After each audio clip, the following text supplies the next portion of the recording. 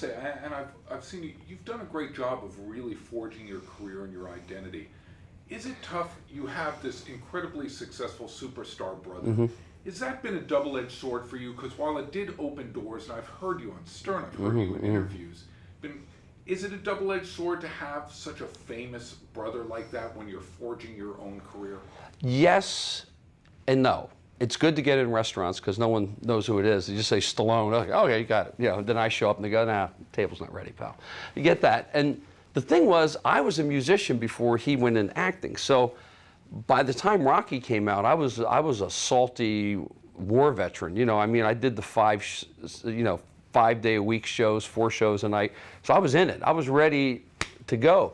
And all of a sudden, my identity, my whole life, growing up in my family, in my neighbors, oh, there's that long hair guy at the guitar, Frank Stallone, yeah, rock band, this, rock and roll championships. So that was my identity, not the athlete. It was music, singing. That was it, okay? My brother, at that same time, was this muscular guy that everyone was like afraid of, but not the artist that he became, not the writer, not the actor, just this kind of loud, muscular guy. My friends, you know, we were like kind of skinny guitar player guys going, man, your brother's like real jive, man. You know, he's like, no one lifted weights, you know what I'm saying?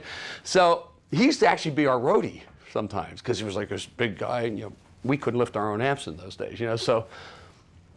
But when Rocky came out, it was amazing. I got to tell you, I was on the thing singing there, made $140 to sing for Rocky.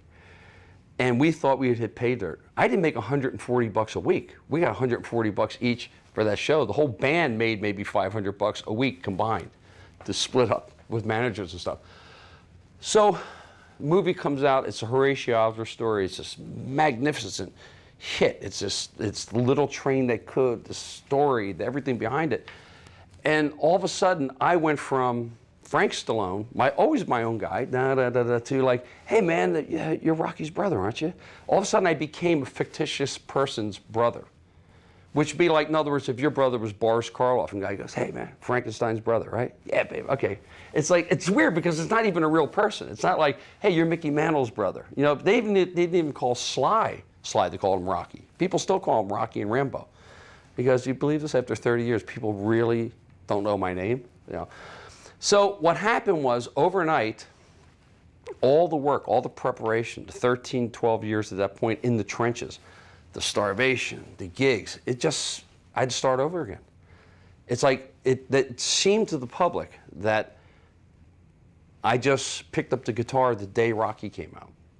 And it kind of, at first, I was kind of oblivious to it, because, you know, we're still playing in clubs, still had our fans, and all of a sudden I started new people coming to the club, and I see now what he's going back, and all these new people coming in, you know, but they were coming because I was like a curio or something like that, and that's when it became hard, because now I said, oh my God, I have to start all over again. I mean, I never had to convince people I could play or sing. They just, you know, I was just my own guy on stage. But it seemed after that, the gigs kind of dried up. And then when Staying Alive came out, of course, I was out playing. And it was good because it was my record. You know, I wrote them, sang them, and it was good. But before that, it was very hard because people go, that's Stallone's brother.